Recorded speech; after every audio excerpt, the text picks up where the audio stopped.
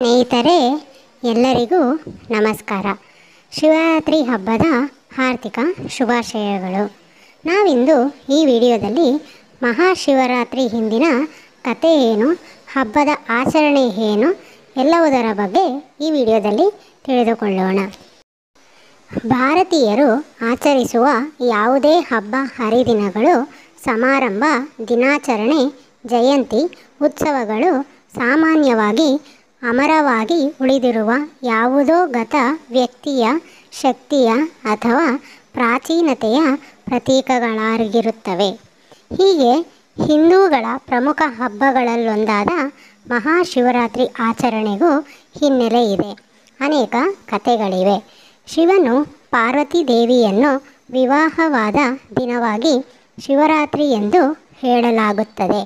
ಅಲ್ಲದೆ ದೇವತೆಗಳು ಹಾಗೂ ಅಸುರರ ನಡುವೆ ಸಮುದ್ರ ಮಂಥನ ನಡೆದು ವಿಷ ಉದ್ಭವವಾದಾಗ ಅದನ್ನು ಶಿವ ಕುಡಿದ.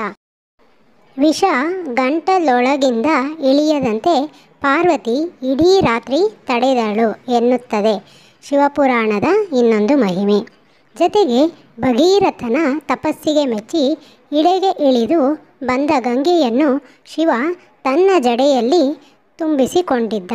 ಇದರಿಂದ ವಿಚಲಿತನಾದ ಭಗೀರಥ ಗಂಗೆಯನ್ನು ಭೂಮಿಗೆ ಹರಿಸುವಂತೆ ಶಿವನನ್ನು ಪ್ರಾರ್ಥಿಸಿದ. ಆತನ ಭಕ್ತಿಗೆ ಮೆಚ್ಚಿ ಶಿವ ಗಂಗೆಯನ್ನು ಹರಿಯಬಿಟ್ಟಿದ್ದು ಇದೇ ದಿನ ಎನ್ನುತ್ತದೆ ಪುರಾಣ.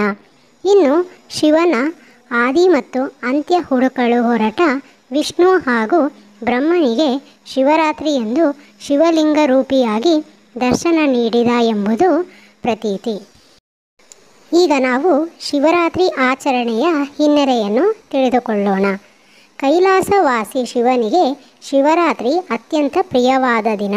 ಶಿವರಾತ್ರಿ ಎಂದು ತನ್ನನ್ನು ಪೂಜಿಸುವ ಭಕ್ತರಿಗೆ ತಾನು ವಿಶೇಷವಾಗಿ ಅನುಗ್ರಹ ನೀಡುವುದಾಗಿ ಸ್ವತಃ ಶಿವನೇ ಪಾರ್ವತಿಯಲ್ಲಿ ಅರುಹಿದ್ದಾನೆ ಎನ್ನುತ್ತದೆ ಶಿವಪುರಾಣ. ಮಾಘ ಬಹುಳ ಚತುರ್ದಶಿಯ ರಾತ್ರಿಯೇ ಶಿವ ಪಾರ್ವತಿಯನ್ನು ವರಿಸಿದ್ದನಂತೆ. ಹೀಗಾಗಿ ಅಂದು ರಾತ್ರಿ ದೇವಾನುದೇವತೆಗಳೆಲ್ಲರೂ ಜಾಗರಣೆ ಮಾಡಿ ಗಿರಿಜಾ ಕಲ್ಯಾಣ ವೀಕ್ಷಿಸಿ ಶಿವಪಾರ್ವತಿಯರಿಬ್ಬರನ್ನು ಪೂಜಿಸಿದರಂತೆ. ಹೀಗಾಗಿಯೇ ಜಾಗರಣೆ ಪದ್ಧತಿ ಆಚರಣೆಗೆ ಬಂದಿದೆ ಎನ್ನಲಾಗುತ್ತದೆ.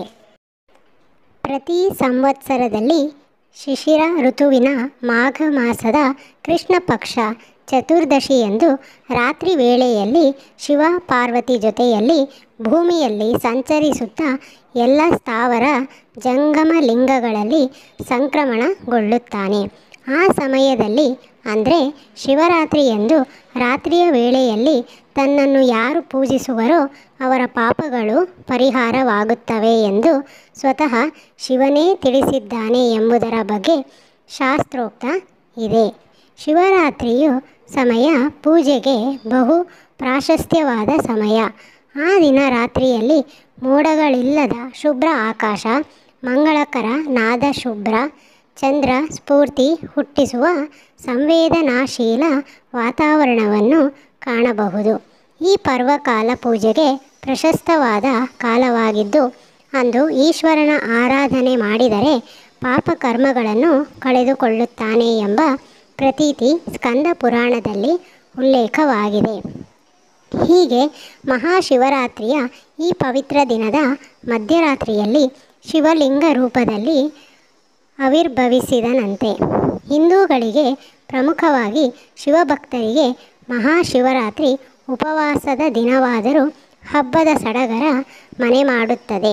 ಅಂದು ಪ್ರಾತಃ ಕಾಲದಲ್ಲಿಯೇ ಎದ್ದು ಸ್ನಾನ ಮಾಡಿ ಮಡಿ ವಸ್ತ್ರ ತೊಟ್ಟು ಉಪವಾಸವಿದ್ದು ಶಿವ ದೇವಾಲಯಗಳಿಗೆ ತೆರಳಿ ಶಿವಾರ್ಚನೆ ಮಾಡಿದರೆ ಮತ್ತು ರಾತ್ರಿಯಿಡೀ ಜಾಗರಣೆ ಮಾಡಿ ಶಿವನ ಪೂಜೆ ಮಾಡಿದರೆ ಎಲ್ಲ ಕಷ್ಟಗಳು ಪರಿಹಾರವಾಗಿ ಸುಖ ಶಾಂತಿ ಸಂಪತ್ತು ಲಭಿಸುತ್ತದೆ, ಪಾಪ ಪರಿಹಾರವಾಗುತ್ತದೆ ಎಂಬ ನಂಬಿಕೆಯೂ ಇದೆ.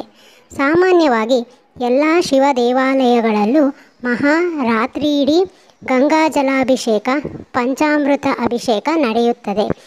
ಗೋರೋಚನ ವಿಭೂತಿ ಹಾಗೂ ರುದ್ರಾಕ್ಷಿ ಮಾಲೆಯಿಂದ ಶಿವಲಿಂಗವನ್ನು ಅಲಂಕರಿಸಲಾಗುತ್ತದೆ. ಪುಷ್ಪಗಳಿಂದ ಹಾಗೂ ಬಿಲ್ವಪತ್ರೆಯಿಂದ ವಿಶೇಷ ಅಲಂಕಾರದೊಂದಿಗೆ ಪೂಜಾ ಕೈಂಕರ್ಯಗಳು ನಡೆಯುತ್ತವೆ. ಮಹಾಶಿವರಾತ್ರಿ ಎಂದು ಬಿಲ್ವಪತ್ರೆಯನ್ನು ಶಿವಲಿಂಗದ ಮೇಲಿಟ್ಟು ಪೂಜಿಸಿದರೆ ಯಾಗ ಮಾಡಿದ ಫಲ ದೊರೆಯುತ್ತದೆ ಎಂದು ಹಿರಿಯರು ಹೇಳುತ್ತಾರೆ. ಶಿವರಾತ್ರಿಯ ಆಚರಣೆಗೆ ವೈಜ್ಞಾನಿಕ ಕಾರಣವನ್ನು ನಾವೀಗ ತಿಳಿದುಕೊಳ್ಳೋಣ.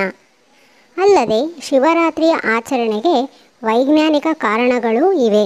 ಸೂರ್ಯ ಮತ್ತು ಚಂದ್ರರ ಚಲನೆಯಿಂದಾಗುವ ಎಲ್ಲ ಕಾಲ ವ್ಯತ್ಯಾಸಕ್ಕೆ ನಮ್ಮ ದೇಹ ಹೊಂದಿಕೊಳ್ಳಬೇಕಾಗುತ್ತದೆ. ಈ ನಿಟ್ಟಿನಲ್ಲಿ ಈ ಹಬ್ಬದ ಆಚರಣೆ ಮುಖ್ಯವಾಗಿದೆ.